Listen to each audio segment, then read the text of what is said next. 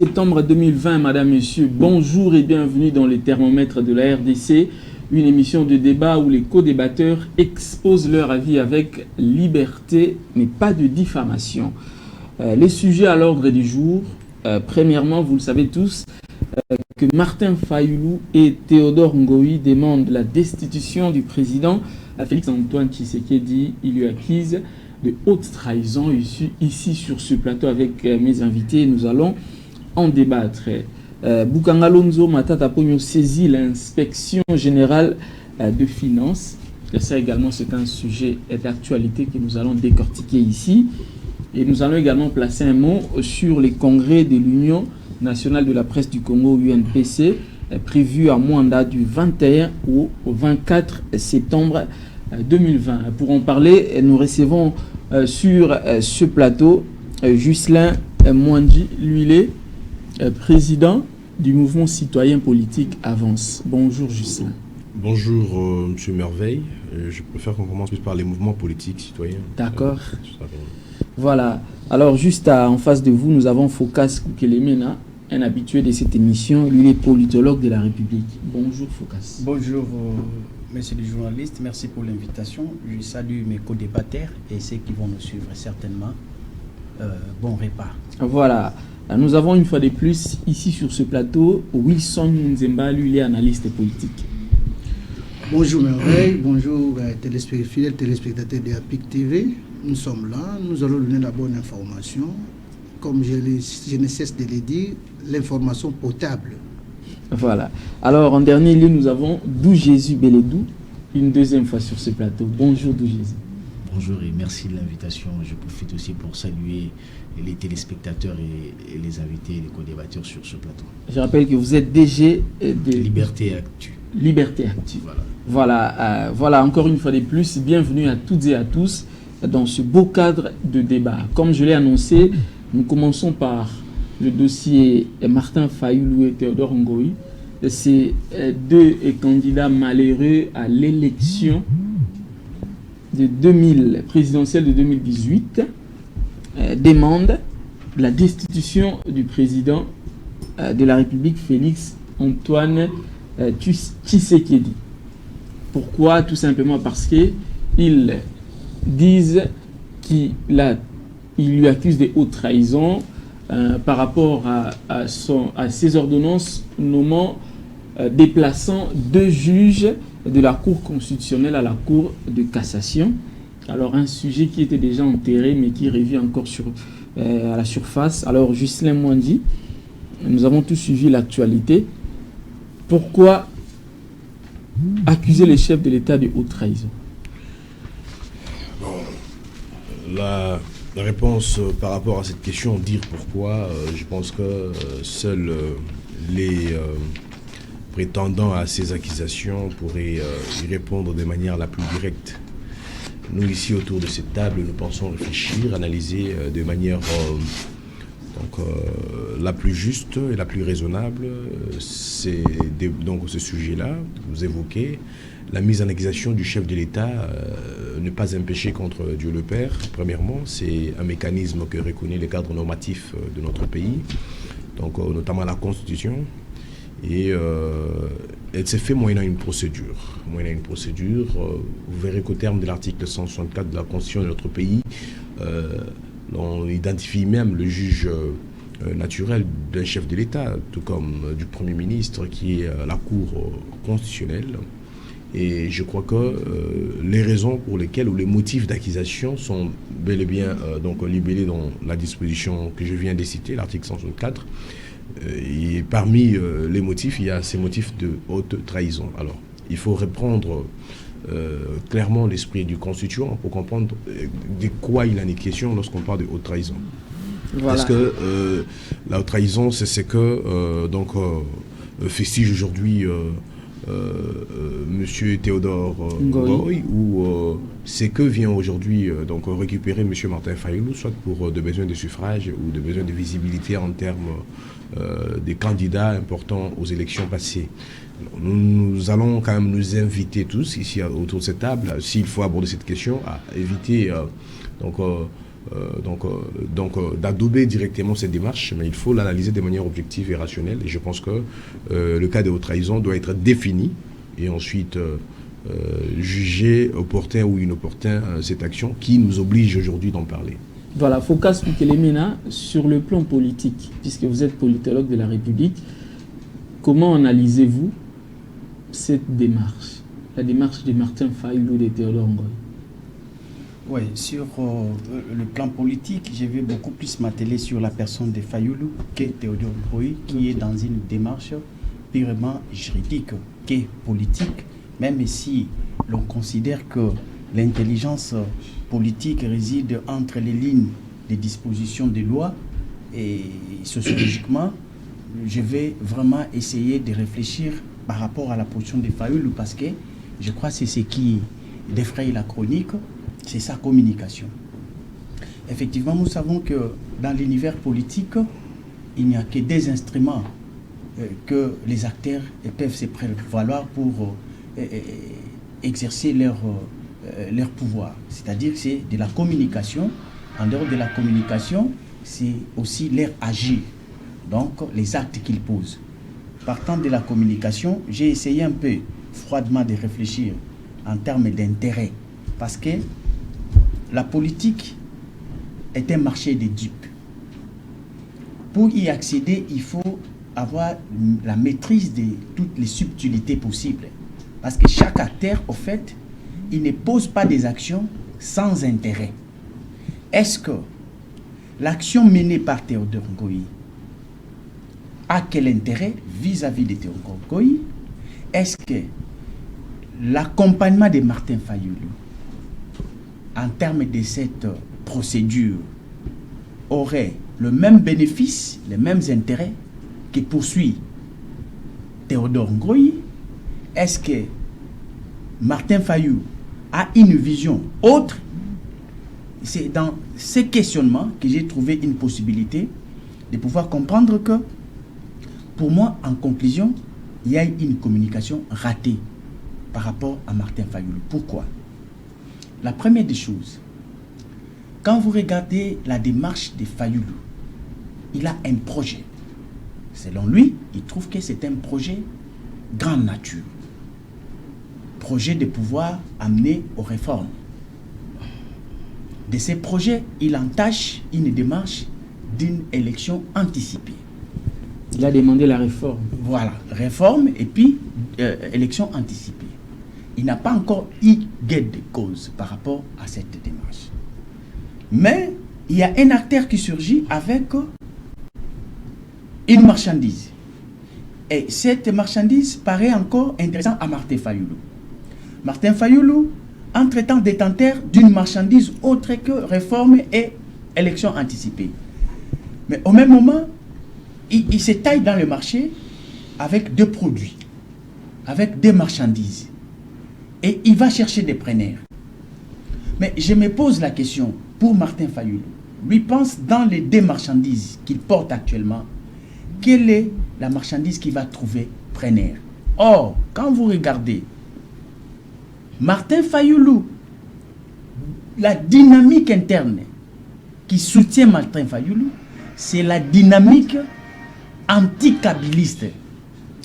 Tous ceux qui ont été contre le régime Kabila, ce sont ceux-là qui sont alignés derrière Fayulu.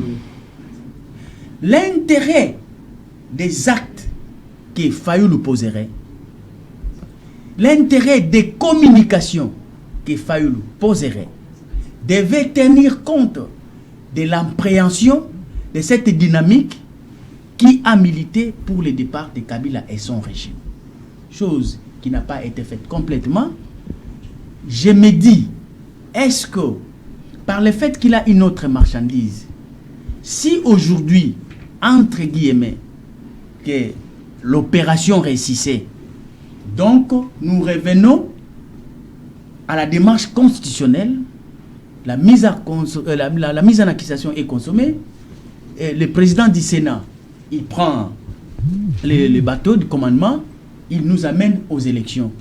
Donc la marchandise de Fayulu ne trouvera pas preneur ça marchandise des réformes et des élections anticipées. Voilà, pour chuter. Pour chuter, moi je crois que il a été brouillé dans son parcours par un autre acteur qui est ici un homme d'affaires avec une marchandise qui a séduit Fayoulou, mais sans que Fayoulou puisse savoir que prenant la marchandise de l'autre, ça va étouffer ma marchandise à moi. Voilà, donc c'est ça au moins la conclusion, parce que je ne vois pas l'intérêt politique que Fayoulou aurait si cette démarche-là aboutissait.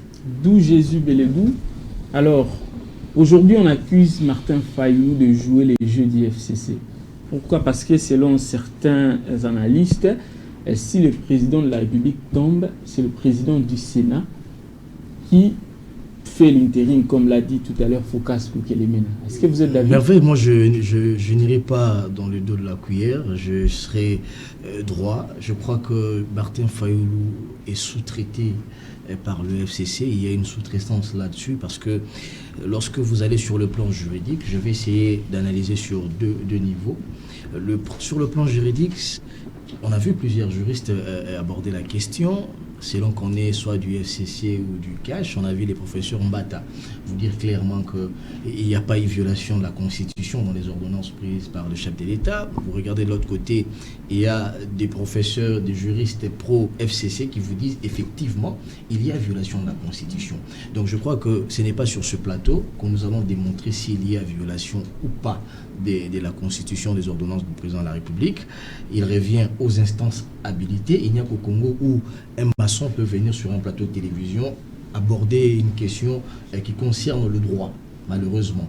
Et moi, je crois que je ne vais pas avoir la prétention de jouer ces jeux. Je crois qu'il revient aux instances habilitées s'il y a constitution et il y a violation ou pas. Ici je voudrais avant d'aborder la question politique, brandir ici les articles 82, 150 et 158 de la Constitution qui vous dit clairement, je n'aurai pas le temps de les lire peut-être, mais qui vous parle clairement de cette démarche du chef de l'État. Mais on voit qu'il n'y a pas de violation de la Constitution quand vous lisez même l'esprit et les contextes de ces articles. Mais alors, je ne vais pas faire le juridisme. Dans le volet politique, oui, c'est là où j'en viens. Je me pose la question, pourquoi Martin Fayoulou, je l'ai dit en entame, joue les jeux du FCC? Le contexte. On voit Théodore Ngoy qui vient voir Martin Fayoulou. À l'issue de la rencontre, Martin Fayoulou épousait la thèse de Théodore Ngoy selon laquelle il faut mettre en accusation les chefs de l'État. Voilà maintenant ce qui se passe. Théodore Ngoy, on le sait très bien que depuis un certain moment, il est au FCC dans la mesure où on l'a vu nier le fait que le premier juge de la Cour constitutionnelle, Benoît Luamba, avait démissionné. Le FCC a mené tout un plaidoyer, toute une contre-information autour de cela, parce que c'était, ça ne bénéficiait pas, cette démission ne bénéficiait pas au FCC Joseph Kabila au niveau de la Cour constitutionnelle. On a vu Théodore Ngoy qui était à la manœuvre pour démentir tout ceci. Mais la réalité a fini par rattraper. Effectivement, Benoît Luamba avait présenté sa démission. Donc il avait déjà joué, estampillé FCC. Et moi, ça ne m'étonne pas qu'il soit l'avocat des Ouboulou et avocat conseil des Ouboulou et Kilomba, les deux juges qui ont été dupés par le FCC. Aujourd'hui, sa démarche, épousée par Martin Fayoulou, relève simplement de la sous-traitance et plusieurs incohérences. D'abord, Martin Fayoulou est dans un corps, le corps qui s'appelle la Mouka. Il fait une déclaration fracassante. Il dit qu'il faut destituer les chefs de l'État sans pour autant avoir l'avis de Jean-Pierre Bemba, qui est le président du MLC et un acteur non négligeable au niveau de la Mouka. Ça, c'est le premier élément.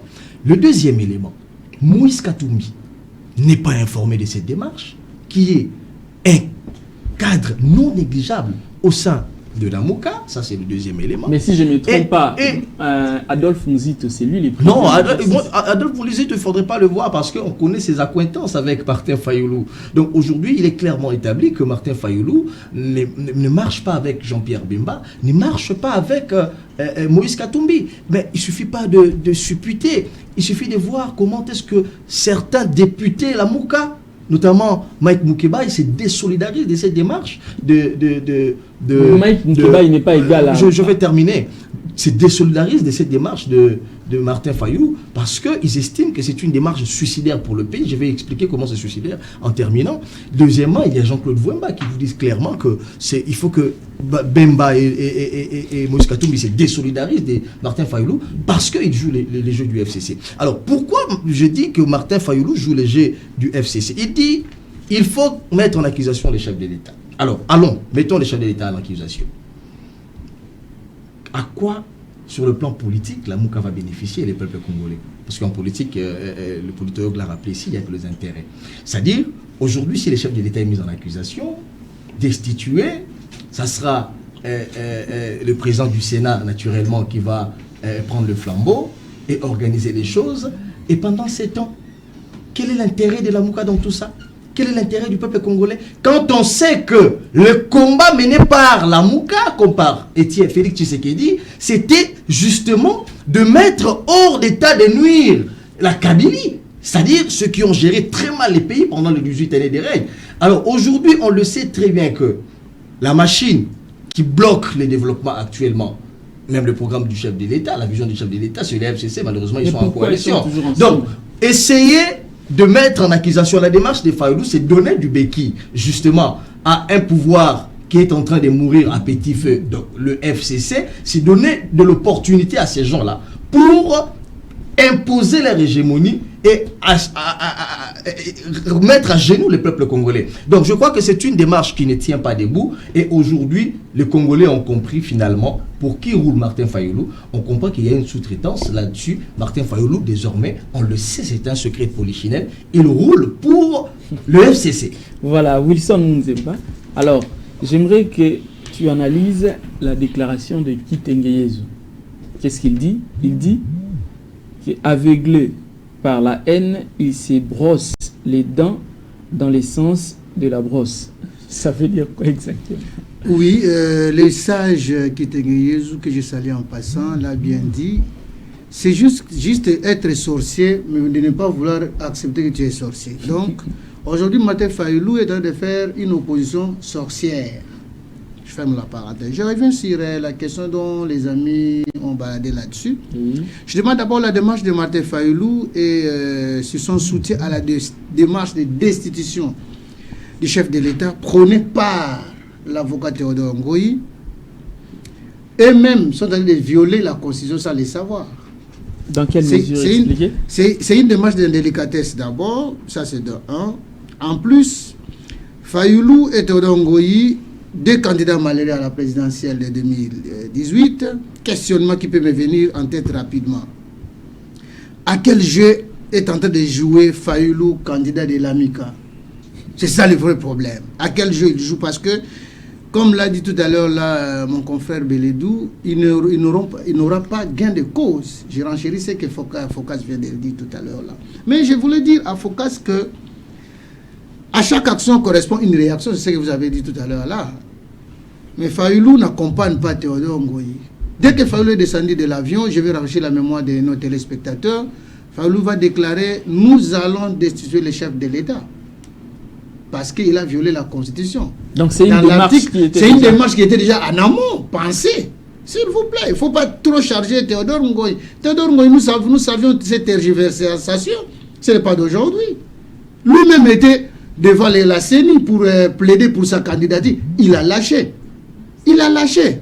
Alors, il confond, là je comprends Théodore Ngoyi confond la politique et au droit judiciaire. Il n'est pas constitutionnaliste. Il ne va pas nous dire le contraire.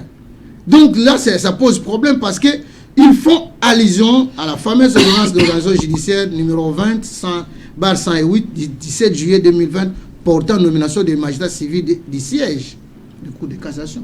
Mais non, Théodore Ngoyi, je crois qu'il y a une certaine incohérence discursive là-dedans, parce que là où il y a violation intentionnelle et manifeste. On ne peut pas être un président élu en même temps, tu es en train de dire qu'il y a violation tout en cherchant la destination d'un président non élu. Donc, c'est là où je parle de l'incohérence discursive. À chaque action correspond une réaction. Ok. Fayulu et Théodore Ngoï, ils font d'abord un raccordement qui est frauduleux. Parce que l'autre a les accointances, comme l'a dit tout à l'heure à Benedou, du FCC, lui et de l'AMICA. Ça pose problème. Je dis, il y a perturbation dans les réseaux. Martin Fayulu est en train de mener une démarche tendant à une réconciliation, tendant à l'unisson, pour trouver un compromis pour qu'il soit le président du Haut Conseil, machin. Qu'il crée sans tenir compte de violer la Constitution en disant que je vais prendre cette place-là. En même temps, dans la Constitution congolaise aujourd'hui, on ne reconnaît pas un certain Haut Conseil. Est-ce qu'il viole la Constitution intentionnellement ou frauduleusement? Je ferme la parenthèse. Embouteillage sur les boulevards politiques. Oui, il y a un embouteillage sur les boulevards politiques parce que Martin Fayulu, qui a des ramifications avec son cousin, que vous avez cité tout à l'heure, l'ancien Premier ministre Mouzito. Mais je me pose la question, est-ce que l'AMICA est seulement pour 2 personnes? Non, l'AMICA n'est pas pour 2 personnes. Il y a Jean-Pierre Bemba, il y a Moïse Katumbi, il y a les Francis Kalombo, il y a tout le monde. Les Francis Kalombo l'a dit, c'est là n'engage que Martin Fayulu. Donc il y a incohérence. C'est là où je dis il y a embouteillage sur les boulevards politiques. Bouchon sur les négociations. Lorsqu'il y a bouchon, vous savez, les véhicules ne bougent plus sur les boulevards. Il faut venir vers chez moi à Delvaux pour voir lorsqu'il y a bouchon, le véhicule ne bouge pas. Et voilà la situation. Je vais rafraîchir la mémoire des Congolais aujourd'hui. Si nous sommes bouchés aujourd'hui, ça provient d'une ramification que le FCC a fait avec MLC en passant par l'honorable Jacques Mamba. Sous-traité. Sous-traité. Je prête les mots. Alors, aujourd'hui, nous sommes bloqués, bouchés, on ne sait plus avancer parce que il y a notre ami qui est venu de l'Europe avec son casier judiciaire de la Belgique, qui met en place un forum, qui s'arrête en cours de route, blocage. Les 12 apôtres, qui sont les 13 parlementaires et hommes politiques, bouchés. Les 9 qui sont bouchés, en prévision, le 9 septembre, encore une organisation de la société civile. Mais attends, donc il y a bouchon sur la voie publique. Pour chuter.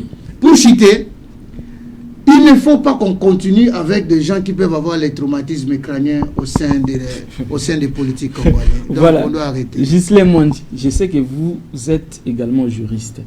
Bien que vous n'êtes pas ici comme juriste, mais comme président des mouvements politiques et citoyens Avance. Quand est-ce qu'on peut parler de haute trahison? Puisqu'apparemment, c'est là où ça pose problème. Quand est-ce qu'on doit parler de haute trahison? Ok, je crois répondre à votre question, mais d'abord, j'aimerais partager avec mes co-débatteurs la responsabilité des propos que nous tenons. Oui. Je trouve quand même maladroit un peu notre part que nous puissions évoquer, sans vouloir vous déranger, évoquer des cas de sorcellerie politique.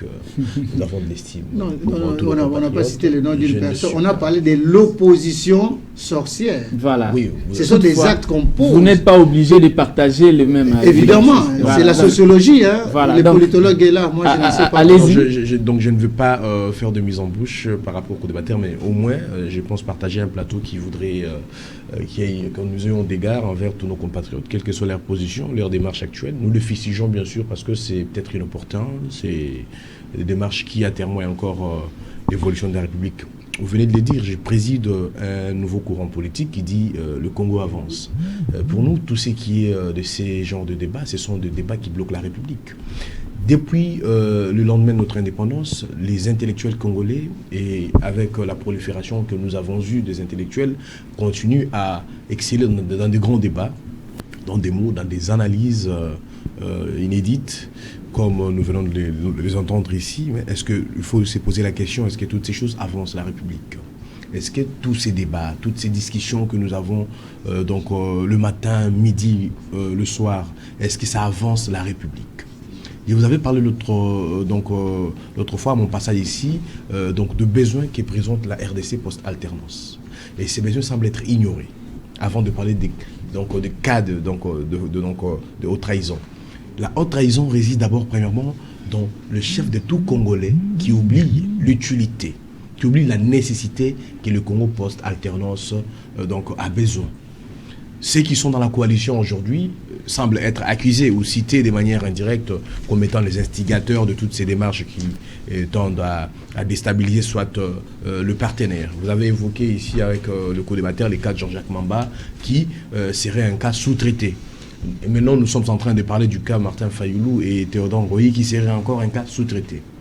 Alors, qui travaille pour que le pays avance? Qui ne travaille pas pour que le pays avance? Voilà ce qu'il faut mettre en exergue. Nous avons un président de la République qui est élu pour un mandat de 5 ans. Donc, il a décidé d'aller en coalition avec ses partenaires du Front commun pour le Congo. Et cette option a été bel et bien partagée et exprimée. Il faut que cette coalition se mette désormais au travail.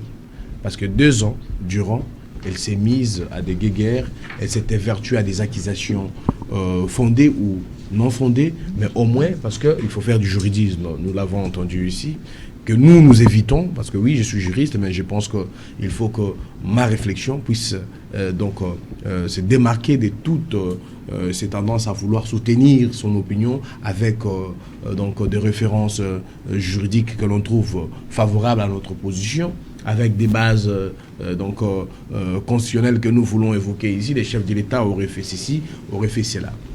Monsieur Théodore Ngoyi devrait, comme je l'ai dit, d'abord soutenir comment il l'a jugé, comment il trouve que le chef de l'État a consommé l'infraction de haute trahison. Parce que les ordonnances dont il est question, elles ont été jugées correctes. S'il y avait eu des cas de violation, les instances judiciaires sont là, il y a la Cour constitutionnelle. Depuis qu'elles ont été prises, qui est allé de manière formelle déposer une plainte ou attaquer ces ordonnances? Même les juges eux-mêmes concernés, ce sont des grands magistrats, ce sont des juristes. Ils pouvaient le faire, personne ne l'a fait. Jusqu'à présent, nous demeurons dans un stade d'ambiance politicienne, de ceux qui veulent distraire l'opinion nationale. Au lieu que nous puissions nous focaliser sur des questions essentielles, nous restons dans des questions inutiles, des questions qui dérangent l'avancement de la République. Monsieur Martin Fayoulou revient au pays, il a passé toute la période de fermeture de frontières à l'étranger. Le pays était en difficulté par rapport à la Covid-19. Nous attendrons de son retour des initiatives qui tendent à soutenir soit le médecin de notre pays, s'il ne veut pas soutenir le président Tshisekedi parce qu'il est dans l'opposition. Mais s'il revient avec son cahier des charges, comme venait de dire le co-débatteur tout à l'heure, qu'il voudrait faire valoir ses ambitions ou ses projets, ses propositions, et qu'il revient et que par opportunisme politique, il récupère la démarche de Théodore Ngoyi, ou quand même peut-être que lui serait l'initiateur en coulisses, ou qu'il aurait des partenaires, tout cela ne va pas aider le pays à avancer. Il n'y a pas eu d'infraction de haute trahison. Parce que haute trahison pour un chef de l'État, c'est quoi? C'est là où il faut que je chute pour vous répondre. Haute trahison, c'est lorsque le président de la République viole intentionnellement les prescrits constitutionnels et les lois de la République. Mais c'est ce qu'ils disent. Ils disent qu'il a... Je vous ai dit ici, s'il faut rentrer à l'esprit du Constitution, d'où Jésus l'a dit, les ordonnances prises par le chef de l'État ne sont en aucun cas en violation des articles 82, 81, 64, 65 de la Constitution. Non. Vous comprenez? On ne va pas ici, parce que nous, on évite de refaire des lectures, parce qu'il faudrait lire, il faudrait relire. Mais si ces opinions ne sont pas convaincantes, que ces gens puissent déposer formellement des plaintes.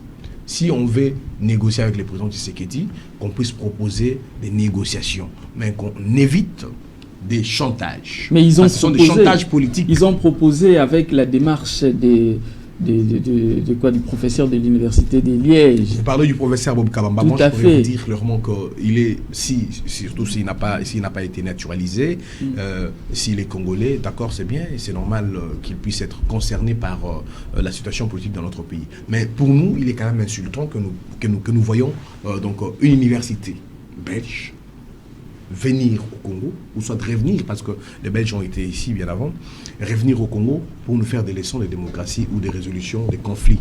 Dans ce pays, il y a des groupes de contacts au niveau des organismes internationaux qui sont au pays, qui organisent des contacts, des négociations avec les forces politiques en vue. Si les réformes peuvent être faites, nous avons deux fois travaillé dans ce genre de rencontres, nous avons réfléchi, nous avons soumis, il faut maintenant laisser acquis des droits engager les options de réforme. Et qui peuvent engager ces options de réforme? Ce sont les institutions. Parce que donc, ça ne passera pas de réforme au sein d'un forum initié par M. Bob Kabamba. Non, il faudrait que des députés attitrés puissent proposer des lois, qu'il y ait des débats, qu'il y ait des analyses, qu'il y ait des amendements, et que les lois soient votées et ensuite promulguées. Donc vous comprenez que nous avons tous intérêt ici, au-delà de toutes les velléités qui sont en train d'empêcher le pays à décoller ou à avancer, nous avons tout intérêt tous à stopper et à dire non, maintenant le Congo doit avancer. Et voilà pourquoi moi j'insiste et je vais marteler sur ces messages, le Congo doit avancer, que la RDC avance et qu'on arrête d'être distrait, soit par les initiatives venant de Martin Fayoulou, de Bob Kabamba, de Théodore Ngoï, tout comme le débat que nous allons enrichir ici en cherchant toutes les bonnes formules pour débattre de la manière la plus... J'aimerais que tous ensemble ici sur le plateau, nous puissions dire non. Il y a des moments où il faut écouter certains débats et poser les vrais problèmes. Quelles sont les questions urgentes, quelles sont les questions importantes, existentielles, pour que le pays puisse avancer sur le plan de respect de la Constitution, si on trouve qu'on ne respecte pas assez, sur le plan des initiatives à prendre s'il faut assurer une bonne gouvernance. Voilà, Focas. En 30 secondes, ça risque de partir, 30 secondes. Vous savez, les débats autour de la destitution ou pas du chef de l'État, ce n'est pas un débat à négliger, ce n'est pas une question de petite portée. C'est une question qui peut paralyser le pays demain, voyez-vous, parce qu'aujourd'hui, il y a une intention délibérée de destituer les chefs de l'État. On le voit avec le FCC, ça n'a pas commencé aujourd'hui. Voilà. On nous a brandi, on a vu au Sénat, je termine. On a vu le sénateur, le président du Sénat, parler de cette question lorsqu'il s'agissait, par exemple, de l'état d'urgence, l'ordonnance prise par le chef de l'État. Il y avait menace de destituer les chefs de l'État. Tu vas parler. On nous parle également des milices à Kingabo. On attribue à l'UDPS. C'est une question très capitale. Voilà, tu vas parler. Alors, Focas, ce n'est pas une question à minimiser. Vous lui avez accordé. Alors, le vrai problème. Il faut qu'on en parle justement. Empêche que le pays avance. Le vrai problème, j'ai toujours dit que dans les champs politiques, quand vous trichez, même si on ne vous attrape pas maintenant, demain avec les temps, la conjoncture va permettre que vous soyez rattrapés. Pourquoi je le dis? Je suis de ceux qui, avec mes lunettes politologiques, voient les mâles dans l'œuf. Pourquoi? Vous savez, même la constitution de la Cour constitutionnelle, le 9 juges, leur provenance pose problème. Il y a un grand débat là-dessus. J'aimerais bien débattre avec des juristes pour démontrer qu'il y a une tricherie des principes de séparation du pouvoir. Pourquoi cet organe devait mériter en son sein 6 éléments provenant des autres pouvoirs? C'est-à-dire, vous avez le pouvoir exécutif qui doit infiltrer 3 juges et le pouvoir législatif infiltre 3 juges et les cours et tribunaux qui ont aussi un pouvoir à part entière doivent en faire 3. Pour quelle raison? Ici, et l'exécutif et les législatifs, en politique, ils ont voulu avoir le contrôle de ces pouvoirs. Or, ça c'est piétiner déjà les principes de séparation du pouvoir. Et c'est cela qui crée le malaise aujourd'hui. Pourquoi le président, il est dans ses prérogatives, a voulu veiller sur cet... Parce qu'il y a un jeu terrible politiquement au sein de cette institution qui est l'organe du pouvoir judiciaire, mais que d'autres pouvoirs ont voulu réellement s'investir en justement mettant des bâtons sur la roue pour que le pouvoir judiciaire soit réellement indépendant. Dites-moi pourquoi les cours et tribunaux ne pouvaient pas, en tant que pouvoir judiciaire, s'assumer pour organiser la formation de cet organe en ayant des juges qui sont compétents pour s'assumer. Pourquoi nous devons attendre du président de la République qui est le pouvoir exécutif? Pourquoi nous devons accepter que le pouvoir législatif puisse injecter ces hommes là-bas? C'est pour autant dire que c'est dont le pouvoir judiciaire, et d'ailleurs pour être juriste, il faut faire 5 ans à l'université, le minimum. Mais pour être politique, ça ne vous dit rien. Ne fût-ce qu'un diplôme d'État, une expérience professionnelle d'inhaler les gaz lacrymogènes et de savoir comment courir, Vous êtes président de la République, vous êtes député, vous êtes ministre. Mais pourquoi ces gens-là doivent se prétendre être à même de pouvoir organiser tout un pouvoir qui est constitué des éminents intellectuels? Pourquoi? Ça, ils ont triché. Et la triche, on vous attrape. C'est ça le vrai problème. C'est ça le vrai débat. Et moi, j'en appelle à quiconque pour que nous débattions. Si réellement, ici, il n'y a pas le principe de nuisance de la séparation du pouvoir. Voilà. Parce qu'un état de droit, d'abord répond non pas aux appels devant les cours et tribunaux, un état de droit répond d'abord au respect des principes et des normes de la gestion de la République. C'est ça un état de droit. Mais dès lors que dans votre état de droit, vous avez des velléités politiques de pouvoir torpiller des principes déjà réfléchis par des savants, ça vous rattrape. Ici, déjà, il y a eu vol. Il y a eu tricherie. C'est pourquoi j'ai dit que cette constitution doit être menacée. Donc, cette façon de faire, Martin Fayulu dit qu'il y a haute trahison, il faut désacraliser cette histoire. Non, le débat, je viens avec mon débat. Moi, je ne suis pas porte-parole de qui que ce soit, et moi, je ne suis pas consommateur des idées des autres. Moi, je viens avec un débat. Je place les débats sur la place publique. Débattons mon cas. Il ne faut pas m'amener le débat des autres. Parce que moi, j'ai été à l'université pour étudier et connaître les problèmes de la République. Je présente un débat. Il ne faut pas me présenter le problème de Fayulu comme si c'est le Fayulu qui a la possibilité d'amener le débat sur la place publique. Je l'ai donné. La Constitution est en train d'être prise comme un élément qui piétine les principes sacro-saints de la gestion de la République qui est une cité moderne. Voilà. J'avance dans mon temps. Le vrai problème, vous savez le vrai problème, nous devons le savoir. Quand mon frère d'à côté, Beledou Jésus, c'est ça, non? Oui. Voilà. Les deux, il vous dit que la machine FCC bloque le développement du pays. Mais dire ça, c'est facile. Mais démontrer, ça sera très difficile. Le président de la République, dont vous soutenez, il estime meilleur être avec FCC pour développer la République. Mais Beledou vous démontre le contraire. Il vous dit non, FCC est en train de bloquer. Donc lui fait la lecture mieux que le président de la République. Alors, si Beledou pouvait faire mieux que le président de la République, peut réfléchir mieux que le président de la République. Donc, nous sommes dans un débat de ce que celui qui est mieux outillé est en chômage et celui qui est moins outillé est à l'œuvre. C'est ça notre société au fait. Je ne condamne pas sa démonstration, mais je démontre tout simplement que celui qui soutient, il est moins outillé, mais que lui qui est juste observateur, juste pour les débats au niveau du plateau, est mieux outillé. Parce que il a la possibilité de se dissocier avec ceux dont lui considère que la machine qui bloque. Il en a les pouvoirs. C'est simple de le faire. Mais il y a toute une procédure. Mais qui doit l'appliquer? C'est lui-même. Il a la possibilité de déclencher. Parce qu'ici, Beledou est en train de les condamner, de les victimiser. Donc, si FCC est en train de bloquer la machine, donc c'est en complicité avec le président de la République. C'est ça, en fait, la conclusion pour moi. Voilà. Alors, d'où Jésus Beledou. D'abord, vous allez réagir par rapport aux propos de Phocas Boukelemena et aussi évoluer par rapport au dossier de Martin Fayulu et Théodore Ngoy. On a même suivi Jean-Claude Vouemba demander à Katumbi et à Jean-Pierre Bemba de prendre de la distance avec Martin Fayulu et de préparer l'avenir de l'opposition. Ça, il faut également analyser. Oui, je crois que je vais m'organiser dans mon temps d'antenne parce que j'ai été nommément cité ici. Allez-y. Vous savez, partout au monde, je crois qu'il est politologue, il doit avoir l'information. Les coalitions n'ont jamais été une histoire d'amour. Hein. Il faudrait le souligner.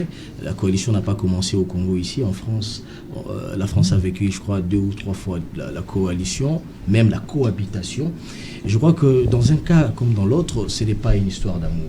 Il ne faudrait pas venir ici nous dire, Beledou donne l'impression que le chef de l'État n'est pas informé de ce qui se passe. En fait, je suis journaliste. Nous, en journalisme, on dit les faits sont sacrés, les commentaires sont libres. Et quels sont les faits? Les faits, c'est qu'aujourd'hui, nous sommes en train de constater qu'il y a des guéguerres entre une coalition, et ces guéguerres-là, comme l'a rappelé tout à l'heure mon éminent des co-débatteurs ici, ne profitent pas au développement de ce pays. Mais lorsque nous scrutons, nous voyons les acteurs, les animateurs d'ailleurs de cette coalition, on comprend que les problèmes n'est pas comment réfléchir pour le développement du pays, mais les problèmes, c'est comment faire en sorte que Félix Tshisekedi échoue en 2023 pour que nous rebondions en 2023. Donc ça, c'est clair comme l'eau de la source, qu'aujourd'hui, le gros des problèmes provient du FCC. Je vais maintenant aux éléments. Vous savez, on a vu le Premier ministre Ilunga Ilunkamba sortir des fois ou envoyer son porte-parole, pondre un communiqué pratiquement insultant le chef de l'État quand il s'agit des positionnements politiques. Ilunga Ilunkamba a réuni rapidement trois ministres du FCC, accuser les chefs de l'État d'avoir livré les secrets du Conseil des ministres, etc. Et je me pose la question, est-ce qu'au Congo, n'a-t-on pas des questions essentielles, capitales, qui nécessitent des communiqués urgents, rapides, par rapport à tout ce que nous avons vu de communiquer d'Ilunga Ilunkamba? Non. J'aurais voulu voir, par exemple, Ilunga Ilunkamba s'intéresser, par exemple, à la question de la famine du Congo. Aujourd'hui, selon les rapports de plusieurs rapports internationaux, la RDC, l'organisation internationale qui s'occupe de la famine, la RDC aujourd'hui, c'est le pays qui enregistre plus le taux de la famine en Afrique. Donc aujourd'hui, ce sont des repères qui ne trompent pas. Mais à qui demander les comptes? On a un Premier ministre, on ne l'a jamais vu s'intéresser à ce genre de questions. Aujourd'hui, on a parlé de la Zambie. L'insécurité, la Zambie a pris une partie de la RDC. On n'a jamais vu un communiqué d'Ilunga Ilunkamba. Aujourd'hui, par exemple, Janine Mabunda, qui est présidente de l'Assemblée nationale, s'amène avec le pain.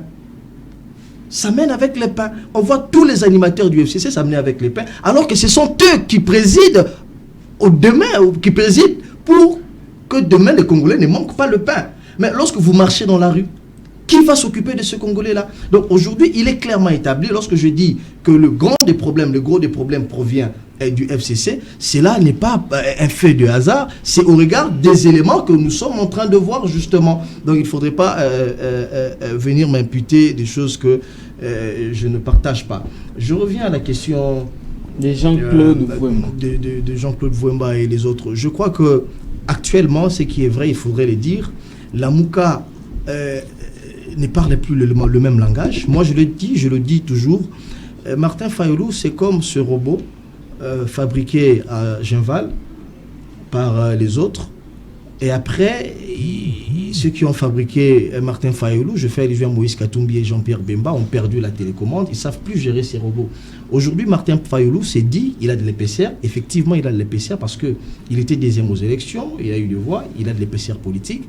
Il n'est plus dans la logique de marcher, de cheminer ensemble avec Moïse Katumbi et Jean-Pierre Bemba. Lorsque vous lisez entre les lignes, vous allez comprendre facilement que Moïse Katumbi, il y a des rapprochements entre Moïse Katumbi et Félix Tshisekedi. Ça, c'est un secret de polichinelle. Bemba aussi Tshisekedi. Lorsque vous lisez en ligne, chacun joue ses cartes, redistribue les cartes. L'objectif, c'est 2023.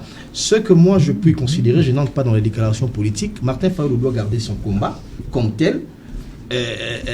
Être sous-traité ou pas, il joue sa carte, il sait ce qu'il fait. Et l'opposition, je ne sais pas si ça existe encore. Je ne sais pas si l'opposition existe dans la mesure où on voit tantôt c'est le FCC qui est dans la rue, qui est au pouvoir, tantôt c'est l'UDPS dans la rue qui est au pouvoir. On ne sait pas si Martin Fayulu aujourd'hui est vraiment dans l'opposition parce qu'il est contesté par ceux qui sont dans l'opposition. Il est contesté ce qui fait la beauté de la démocratie congolaise. Non, c'est-à-dire aujourd'hui, je crois que il faut amener le débat un peu à un haut niveau. Vous savez, par exemple, quand vous voyez comment ça se fait sous d'autres cieux, notamment en Europe, les partis politiques, les coalitions se font sur base d'une idéologie politique. Les partis de la gauche, les partis de la droite, il y a les démocrates, il y a les républicains, il y a les socialistes, il y a de l'autre côté les autres. Mais ils sont généralement les coalitions, justement, et les FCC, il faudrait malheureusement au Congo il y a des partis qui savent pas s'assumer. L'UDPS socialiste, qui PPRD aussi, qui naturellement devait faire une coalition idéologique avec le PPRD. La Mouka, bon, je sais pas, c'était une plateforme politique qui n'existait pratiquement plus parce que on a déjà réuni des élections. SID, je crois qu'on va se définir si SID appartient est socialiste ou pas, voir comment est-ce que ça peut s'organiser. Quant à l'opposition, je crois que on n'a plus une opposition sérieuse dans ce pays. Je ne sais pas si l'opposition, c'est Lissanga Bunganga à qui Martin Fayulu a confié son projet de réforme au Conseil pour essayer de le prêcher partout. Je crois qu'on n'a pas une opposition sérieuse parce que les animateurs déjà posent problème. On a des gens qui sont très versatiles, à qui on confie des grandes responsabilités et qui se réclament de l'opposition. Moi, je crois que j'ai déjà terminé. Moi, je ne partage pas la logique de cette opposition-là. Voilà, Wilson Nzemba. J'aimerais qu'on s'attelle sur la déclaration d'Augustin Kabouya, secrétaire général de l'UDPS. Lui, il dit que le FCC ne jure que sur la tête de Félix Tshisekedi. Et voilà pourquoi Martin Fayulu et Théodore Ngoy jouent les jeux. C'est vrai que je ne peux pas prêter les intentions à la déclaration d'Augustin Kabouya parce qu'il s'est inhumé avec ses sentiments aussi. Mais moi, j'ai toujours dit à Augustin Kabouya, s'il y a des questions qui sont politiques, qu'il se réunisse avec les politiques et puis qu'il fasse une déclaration. S'il y a des questions qui tendent vers, qui est juridique, qu'il se réunisse aussi avec des juridiques qui sont au sein de l'UDPS pour faire une déclaration. Ok. Mais qu'à cela ne tienne, je crois qu'il a raison parce que je vais revenir sur l'histoire. Moi, c'est toujours sur l'histoire. Je sais que j'ai en face de moi, il y a un politologue qui est là, qui s'appelle politologue de la République qui est là. Donc, je lui rafraîchis la mémoire. Je commence par le départ de Kabonde. C'est une histoire que nous avons tous vécue ici. Je reviens sur la déclaration de Mabunda. Quand le chef de l'État a parlé, il était à Londres. Mabunda est sorti sans gants. Il a tenu des propos de délicatesse. Je ne vais plus encore parler un autre mot que mon frère sera encore frustré. Non, sinon j'allais dire elle a encore la sorcellerie consciente, mais je me réserve. Alors, nous avons vu ici Tambwe Mwamba, dès qu'on lui a demandé de justifier 4 millions de dollars pour la gestion, pour la réfection du Sénat, il est monté au créneau en discréditant même une femme d'autrui. Et tout ça, on n'en parle pas. Je ferme la parenthèse. Donc, ce sont des histoires qui doivent nous rafraîchir un peu la mémoire. Et en même temps, maintenant, nous voyons, il y a succession des événements. Ou soit, c'est l'IDPS, ou soit, c'est FCC. Il n'y a que deux. La MUCA, on n'en parle pas tellement parce que la MUCA n'existe pas. La MUCA, c'est une histoire... Mais attends, s'il vous plaît. Quand Fayulu passe au nom de la MUCA, vous dites que la MUCA n'existe pas. Martin Fayulu passe en tant que leader de l'ECD. En tant que député de Ngalema, où ça? Cette histoire-là de Ngalema. De Ngalema, en effet, oui. La circoncision de... Il était battu par Eliezer Tambwe. Je ne veux pas se référer là-dessus. Donc, Martin Fayulu, c'est plutôt comme ça que moi je peux le classer comme député. Alors, je le considérais plutôt. Tout ce qu'ils prennent comme initiative puisse passer au niveau du Parlement, que ça puisse prendre forme. Là, c'est encore mieux. Mais revenons sur la question de Kabouya. Kabouya est monté au créneau parce que, en passant par des analyses un peu plus profondes du comportement des coalisés. Les coalitions se font et se défont. Je sais que je voulais dire à mon aîné Focas. Les coalitions se font et se défont. Beledou, en tant que visionnaire, en tant qu'analyste, en tant que communicateur, a vu de loin, quels que soient les temps, mais c'est Antoine Félix Tshisekedi, à Montberger, je crois qu'il va prendre une décision courageuse. Il a posé les jalons à Londres pour dire, si vous continuez, je vais prendre le bic, répondez. Le bic rouge. Ah, vous avez peur? Allez, mes enfants. Donc s'il a dit ça, comme chez moi on dit, c'est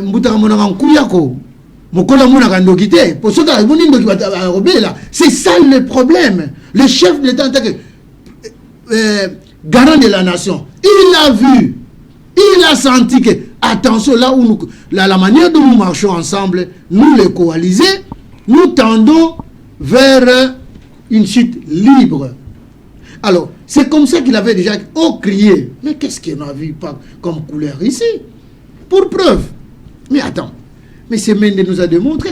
Quand je reviens sur... je dis bravo, coup de chapeau à mon aîné Focas, pour dire qu'il y a tricherie au niveau de la haute cour. Mais oui, Mende l'a dit. Nous avons nos juges à nous, que vous ne pouvez pas faire la prise en partie. On est juriste, s'il vous plaît.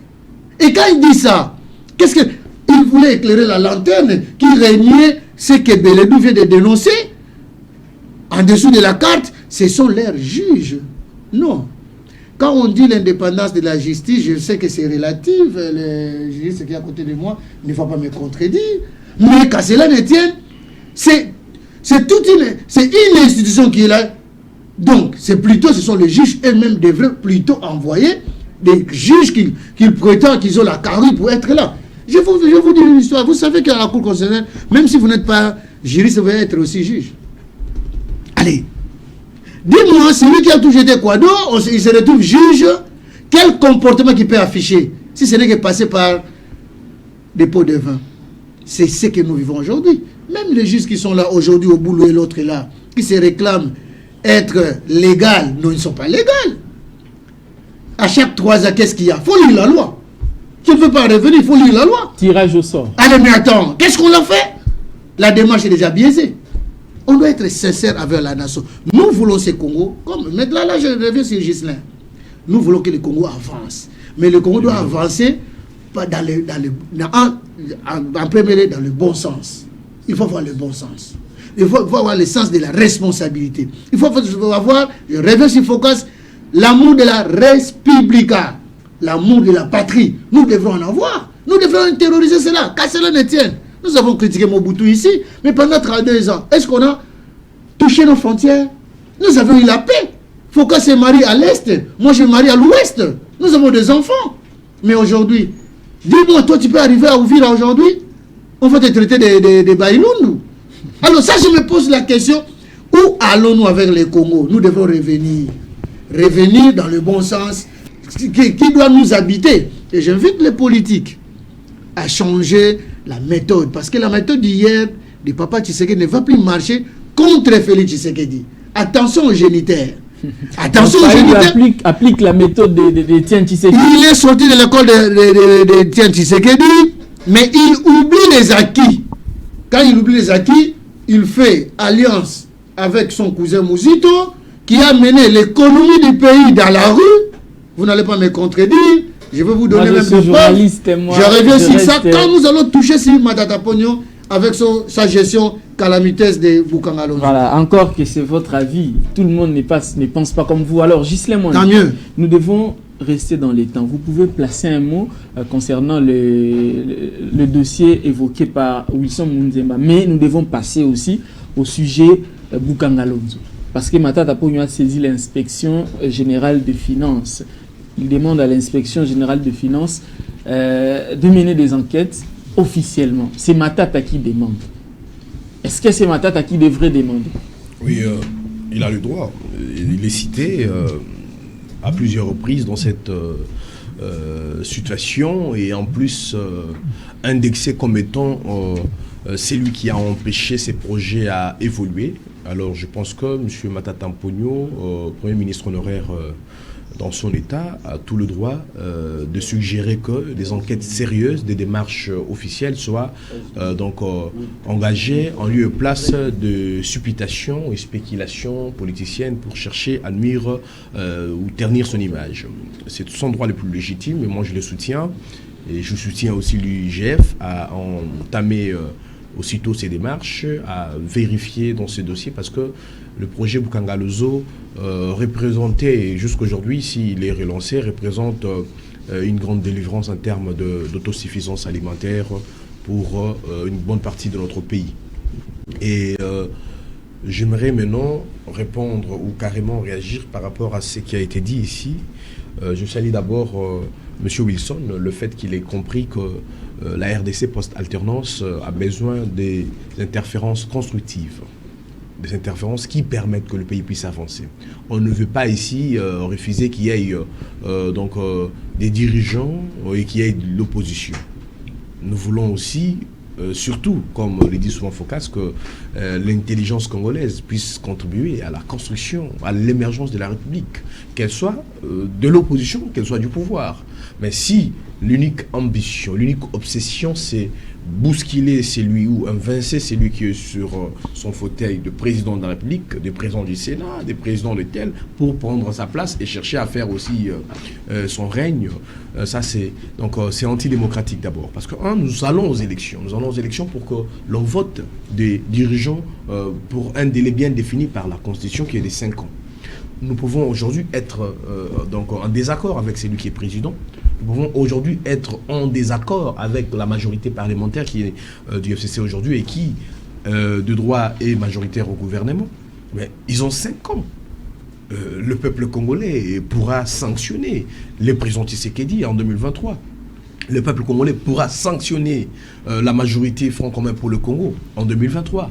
Le peuple congolais pourrait donner raison à M. Martin Fayulu, tout comme à l'opposition Jean-Pierre Bemba et tous les autres en 2023. Mais nous qui sommes aujourd'hui, nous voulons que l'intelligence congolaise, la conscience nationale puisse domestiquer la lutte nouvelle. Cette lutte qui est celle de se démarquer d'abord de toutes ces velléités démocratiques, comme je le dis toujours, éviter que nous soyons là pour ne regarder que le fauteuil où est assis l'autre, violer la constitution dans notre pensée, de voir même que c'est lui qui est élu pour 5 ans, on peut écourter son mandat en 2 ans, installer au conseil ou organiser des forums de négociation comme il en a toujours été la tradition chez nous, dialogue après dialogue, on donne à chacun son fauteuil et on vient, on oublie le peuple. Nous voulons que la tradition démocratique soit observée. Mais je voudrais apporter une réponse un peu directe à ce que a été la préoccupation. Je trouve que c'est un bon débat de M. Focas au sujet de la composition de la haute cour.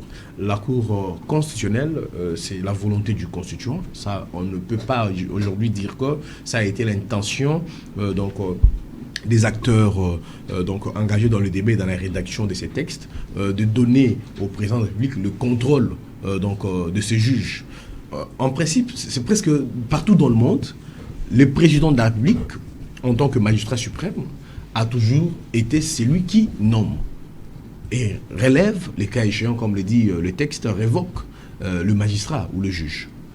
Cependant, pour les juridictions de l'ordre administratif, celle de l'ordre judiciaire, il y a tout un mécanisme de nomination ou carrément de désignation avant nomination. Vous comprenez?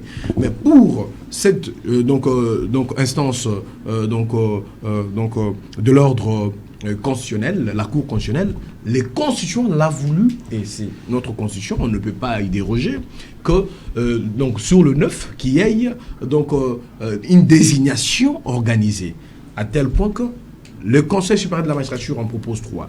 Le Parlement en propose 3 et les chefs de l'État en proposent. Mais ces juges, quelle que soit l'instance, l'organe, l'autorité qui les propose, quel que soit même le président de la République qui prend l'acte de nomination, ne sont pas des juges qui devraient dépendre de camps politiques. Pour dire à ce qu'a dit M. Wilson des découvertes après l'audio de Lambert Mende. Donc, il faut que, pour revenir à ce que nous avons tous dit, il faut que l'intelligence nationale puisse évoluer. Même si aujourd'hui, M. Focas est nommé par le chef de l'État juge à la Cour constitutionnelle et que le chef de l'État entre en violation de nos lois, c'est lui-même qui va l'arrêter, c'est lui-même qui va l'interpeller, c'est lui-même qui va le juger. Voilà, et il ne faut pas laisser les politiques chercher, et surtout les politiques mal intentionnés, ces gens que moi j'appelle aujourd'hui des politiques véreux, continuer à sacrifier l'avenir de notre pays en voulant gérer tout. Voilà, Focas Kukelemina, j'aimerais que vous répondiez seulement à la question de Bukangalondo parce que nous devons épuiser toute la matière. Il ne nous reste pas beaucoup Merci de beaucoup, temps. merci. Parce qu'il n'y a pas assez de temps, épargnez-moi de Bukangalondo. Parce que j'ai soulevé un débat et que l'ami a tendu la main. Et nous allons en découvrir. Donc, dans votre temps, parlez de ça comme ça d'où Jésus. Le vrai problème, c'est quoi? Quand j'ai parlé de la triche qui, après putréfaction, vous retrouvez les déchets de votre tricherie. En fait, c'est quoi la problématique quel est le net mobile qui a poussé notre constituant à s'arroger? La nomination ne pose pas problème. L'organe suprême qui est le chef de l'État, il a la possibilité de nommer. La désignation, c'est là où ça pose problème, mon frère. Je vais vous démontrer une chose. Si vous avez 9 juges, expressement, ils les ont comptés, on en a besoin 9. Mais dans les 9, vous avez déjà 6 juges qui sont de l'émanation du président de la République dans une configuration où le président est détenteur de cette majorité, tel est le cas avec Kabila. Donc, à son obédience, il y a 6 juges que lui envoie. Et nous sommes en politique. Chaque action a pour cause intérêt. Dès que lui désigne 6 juges pour en faire 9, et c'est de là, il les soumet à l'exercice de l'élection pour sortir le président de la Cour. Et ce président-là serait lui-même le patron des cours et tribunaux. Réfléchissons un peu comme des humains. Et j'aimerais, Ghislain, que vous réfléchissiez, non pas comme des FCC, mais plutôt comme un scientifique. Moi, je préfère me placer politologue de la République pour être froid. Je suis en train de te démontrer que ici, quoi qu'il en soit, même si on déclenche les mécanismes des élections pour donner le président de la Cour constitutionnelle, la présidence revient à l'obédience non des cours et tribunaux. As-tu déjà vu, est-ce que vous attendez cela, que pendant qu'ils seront 3 désignés par les cours et tribunaux, ceux qui viendront 6 de l'obédience du président et du Parlement jouent les élections? Impossible. C'est ça, au fait, quand on parle des crimes intellectuels, c'est déjà réfléchi en amont. Comment faut-il jouer les coups pour que nous n'arrivions là? Ce n'est pas un jeu d'enfant. D'ailleurs, mon frère vient de te démontrer que Mende, ce n'est pas un petit messier. Il connaît les coups, il connaît la réflexion. Notre constituant, c'est pourquoi moi je suis parmi ceux qui veulent désacraliser cette constitution. Nous sommes une génération qui peut faire mieux. Parce que ici, vous savez, l'enjeu c'est quoi? Le président qui sort de ces 9 a la probabilité d'être certainement celui de l'obédience du président. Or, c'est lui-là, le président-là, qui a la latitude de pouvoir, en dernier ressort, proclamer, valider les élections d'un président de la République. S'il était désigné par le président de la République, soyons humains, qu'est-ce qu'il fera? En deuxième lieu, c'est cet homme-là, le président-là, qui est le juge naturel qui doit juger et condamner le président de la République. S'il est celui que lui-même, le président de la République, avait envoyé, mettez-vous dans l'humanisme. Préparez-vous quelqu'un à être indépendant, franchement, et dire les droits. Non. C'est pourquoi je parle qu'il y a une différence entre dépannage et réparation. Voilà, nous sommes dans la logique de la réparation et non de dépannage. Parce que le dépannage risque, parce que vous prenez une pièce déjà abrutie quelque part, juste pour dépanner. Nous voulons quelque chose de durable. C'est pourquoi moi je ne crains pas n'importe quel juriste, n'importe quel politologue, que nous débattions, qu'on nous dise l'intelligence qu'il y a, par le fait que les cours et tribunaux, il existe. Il y a des professeurs, il y a des juristes, le moins c'est 5 ans d'université. Pourquoi ils ne pouvaient pas s'assumer? Parce que cet organe relève du pouvoir judiciaire. Pourquoi l'interférence du pouvoir législatif et le pouvoir exécutif dans ces corps ici, en leur donnant un casquette d'un cours, d'une structure spéciale? Voilà, Focas, vous êtes. Et si, par exemple, je termine, si par exemple, on mandatait un mécanicien, un géographe, il devient président de la Cour constitutionnelle. C'est lui-là le président aussi du Conseil de la magistrature suprême, n'est-ce pas? Dans ces cas de figure, vous ne créez pas un conflit? Voilà. Voilà, c'est ça en fait. Le débat est à ce niveau. Dites-nous la motivation, si ce n'est que la tricherie. En parler. Donc, les présidents, les constituants ont bénéficié de la confiance d'un président de la République qui a soufflé avec une énergie négative dans un plan démocratique pour que nous arrivions là. Voilà, d'où Jésus. Et c'est ça l'intelligence. Nous avons des lunettes pour constater dans l'œuf les mal et que nous donnions des remèdes. Merci beaucoup, Focas Kukelemena. D'où Jésus Beledou. Alors, l'État congolais a investi plus de 92 millions de dollars dans ce projet. Donc, au moins 100 millions, si je ne me trompe pas. Et même plus dans la concrétisation du projet. quoi de plus normal que les enquêtes, la lumière soit demandée dans ce dossier? Bon, moi je crois qu'il y a un débat très intéressant lancé. Je crois qu'il faudrait ce genre de débat dans le plateau parce que ça pousse à réfléchir. Moi je partage cet avis parce que, vous savez, la démarche des 13 parlementaires, si vous voyez les contenus, les réformes qu'ils proposent, je crois que ce sont des réformes très très importantes, mais ces réformes doivent s'élargir même au niveau de la Constitution. La Constitution, parce que ceux qui disent que la Cour constitutionnelle est un organe juridique, moi je dis non, c'est un organe purement politique, parce que il y a même ceux qui n'ont pas fait les droits peuvent être désignés au juge de la Cour constitutionnelle. Alors, c'est ce qui explique aussi l'audio de Lambert Mende, quand il dit « tel appartient nos juges ». Ils disent « nos juges » parce que c'est Kabila qui les avait envoyés. Et ce juge-là, on sait qu'on appelle le lien de devoir de redevabilité. Donc, c'est-à-dire, ils savent que c'est tel qui m'a envoyé. En contrepartie, ils ont quelque chose à faire. Donc, voilà pourquoi certains disent... la bataille se joue à ce niveau-là. Donc, on dit Félix veut aussi avoir ses juges. Alors, il faudrait réfléchir, parce que c'est aussi anormal de l'autre côté au niveau de la loi électorale. La caporalisation des institutions, un seul individu est député national, provincial, sénateur, etc. Donc, il faudrait réfléchir à tout ça.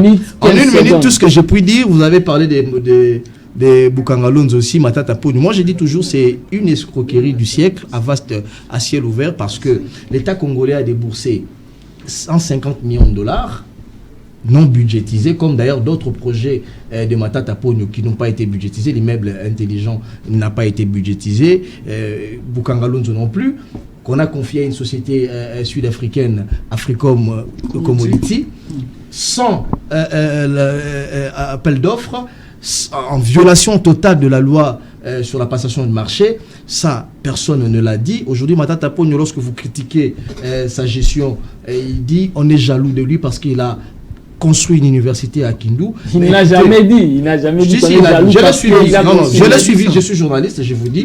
Je l'ai suivi personnellement. Et moi, je crois qu'on n'est pas jaloux. Lorsqu'on a géré l'État, on est appelé à ce qu'on appelle il faut rendre compte. La redevabilité. Alors, lorsque vous ne voulez pas rendre compte, c'est qu'il y a anguille sous roche. Aujourd'hui, il est en train de lancer des diversions de gauche à droite pour dire je n'ai pas volé, je ne suis pas responsable. Alors qui est responsable finalement? C'est ça la question à se poser. Quand vous posez la question au Premier ministre Matata Ponyo qui a lancé Boukangalonzo, il dit qu'il n'est pas responsable. Quand vous posez la question à la société sud-africaine, il vous dit les Congolais ne sont pas sérieux. Et quand vous posez la question au ministre de l'Agriculture, il vous dit ce n'est pas moi. Alors qui doit être comptable de l'échec? Boukangalonzo, Kamere est en prison pour 57 millions de dollars. Matata Ponyo est en liberté pour 150 millions de dollars. On ne sait pas. Il dit qu'il n'est impliqué dans rien. Et pour faire diversion, il dit j'invite l'IGF à investiguer autour de Boukangalonzo. Ce n'est pas à lui, au fait, d'inviter l'IGF, de demander à l'IGF d'aller pour faire une inspection. C'est impératif puisque l'argent des Congolais a été déboursé. Je crois qu'aujourd'hui, le procureur de la générale de la République doit s'y pencher. Ironie du sort, Matata Ponyo, Boukangalonzo, lancé en 2014, échoue. On n'a pas mangé les maïs de Boukangalonzo. 2015, la société sud-africaine plie bagage et part et nous laisse, parce que vous avez les rapports de Ernst & Young. Quand vous lisez ces rapports, on vous dit clairement qu'il y a eu surfacturation des matériels. Là où un tracteur coûtait 1000 francs par exemple, on achète à 50 000 francs. Ça, c'est le rapport d'Ernst & Young, ce n'est pas moi qui ai rédigé. Et tout ceci en complicité avec les autorités congolaises, cité par ce rapport-là. On pointe du doigt Matata Ponyo. Et lorsque la société part en 2015, sans pour autant que l'État demande des comptes, on voit une université sortir des terres à Kindu en 2016. Financée par la coopération japonaise. Non, ça, vous savez, Kamere, je vais terminer par là. Vous savez, Kamere est en prison, pourquoi? Parce que Jamal, qui appelle la fille de Kamere, qui lui offre des parcelles, il appelle Massaro, il lui offre des parcelles de 1 500 000, etc., pour bénéficier d'un marché. Voyez-vous? Qu'est-ce que la coopération japonaise a bénéficié? Je ne fais pas un raccordement frauduleux, mais je vais simplement vous dire pourquoi au Congo, lorsque nous échouons dans la gestion, il dit que c'était sa bonne gestion, on est jaloux de sa gestion, mais lorsque vous ouvrez les placards, vous voyez qu'il y a Boukangalonzo qui est un éléphant blanc. Alors moi je vais terminer par dire ceci. Il n'y a qu'au Congo où tous ceux qui dirigent hier, aujourd'hui, dans leurs initiatives privées, tout fleurit. Je fais allusion ici à Matata Ponyo. Il a laissé l'UNIKIN dans un état piteux, mais il construit une université 5 étoiles à Kindu. Et il en est fier. Je fais allusion ici à l'hôpital général.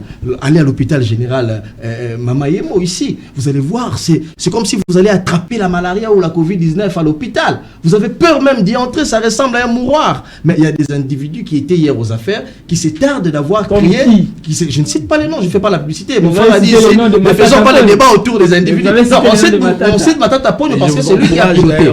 Voyez-vous. Mais on voit aujourd'hui des individus c'est tardé, c'est taper la poitrine avoir créé des hôpitaux privés. On voit aujourd'hui, Bukangalodzo c'est un éléphant blanc, même pas un maïs de Bukangalodzo, moi j'ai bouffé, mais il y a des individus qui ont des fermes privées, ils vous disent clairement, nos fermes fleurissent, nous récoltons. Donc aujourd'hui, il faudrait s'atteler autour de ça, il faut traduire Matata Ponyo en justice et la conclusion serait il faut nationaliser cette université Mapon. Il faut que ça devienne une université publique. Nous sommes presque à la fin, c'est vous qui parlez en dernier. Merci beaucoup. C'est vrai. Oui, malheureusement, ça va vite. Ça va vite. Voilà. C'est le niveau du débat au moins. Voilà. J'ai dit félicitations à mon humble de tous les jours, Bélédou. Félicitations encore une fois à Sa Majesté, les politologues du pays. Merci. Mes sincères félicitations à Ghislain Mwangi. Mouvement politique citoyen. Vous, je n'en parle pas à vous, mais quand cela ne tienne, je parlais des raccordements frauduleux tout à l'heure, là, ici dans ce pays. Matata a l'élaborer de ses enfants. Fit venir ses enfants leur parlant sans témoin. Leur parlant sans témoin. S'il vous plaît, moi c'est l'histoire. L'histoire a commencé par pour 100, un investissement de 100 millions de dollars qui va changer jusqu'à 250 millions pour le code du trésor public. Les documents sont là. Je ne vais pas aller encore dans les détails que mon ami a dit ici. Mais c'est Matata, c'est une fuite en avance. Ah, mais c'est Matata, aujourd'hui il reconnaît la valeur de l'IGF. Il avait écrit. Chers téléspectateurs, mais c'est Matata, Premier ministre, qui arrive au pouvoir, qui continue avec un décret signé par Mouzito, qui interdisait les contrôles des impôts et des taxes dans ce pays. Tout a commencé avec Mouzito. S'il vous plaît, il y a des ramifications. C'est comme ça que j'ai dit, il y a des raccordements frauduleux. Et ces raccordements-là posent problème aux gens. Ce n'est que les conséquences. Où mon ami Gisèle dit que les bons sens, mais les bons sens ne peuvent que provenir lorsque vous avez acquis une bonne éducation. Voilà les conséquences. Aujourd'hui, allez-y, vous allez lire le décret numéro 011/03 du 21 janvier 2011 portant interdiction des contrôles et recouvrement des impôts, droits, taxes et autres redevances dues à l'État sans requête des régimes financiers. Mais s'il vous plaît, vous vous moquez de qui? Quand M. Matata est venu, est-ce que il a abrogé ces décrets? J'ai dit non. Il a continué et ils ont fomenté leur histoire pour détourner l'argent de l'État. Conséquence, Bukangalodzo créé en 2015 tombe en faillite en 2016 sans production. Mais en même temps, l'université de Kindu créée en 2015, en 2020, produit des docteurs. Allez, vous vous moquez de qui? Vous fermez l'UNIKIN, vous fermez UNIKIS, mais vous fondez vos universités à vous. Où est l'intérêt supérieur de la nation? Où est l'amour de la patrie? Les ministres, on a posé... S'il vous plaît, je vais chuter sans que je puisse me casser les bras. Chutez, allez-y. Le Premier ministre pose la question à son ministre qui est à côté de lui. Mais pourquoi ça n'a pas marché? Le ministre qui répond, tout le monde nous le savons. Manque de l'amour de la patrie. C'est ce qui a motivé. Alors, M. Matata ne peut pas faire une fuite en avance. Je vais demander à quiconque, d'ailleurs j'ai mon juriste ici, demain, mon cher ami prépare une plainte contre Matata Ponyo parce qu'il a mis la jeunesse congolaise en déroute. C'est juste ça. On doit être honnête envers nous-mêmes quand vous mettez des cravates rouges comme merveille, mais il faut être sérieux dans les engagements du pays. Et quand vous êtes appelé son excellence, honorable, qui encore, éminence, apôtre, berger, machin, vous devrez honorer. Vous avez la redevabilité qui vous attend pour expliquer à cette population que vous avez détourné les deniers publics pour créer votre université. Voilà les mots de la fin. Merci à vous tous. Et moi, je veux juste ajouter que la RDC avance avec des initiatives et des réflexions comme ça. Merci beaucoup. On va porter plainte demain, mon cher. Voilà, ça c'est votre avis. Alors merci à vous d'être passé. Nous allons vous rappeler la semaine prochaine pour approfondir le débat. Nous sommes disposés, mon cher. Voilà, merci également à vous, fidèles téléspectateurs, de nous avoir suivis. On vous retrouve la semaine prochaine avec le même plaisir. Au revoir.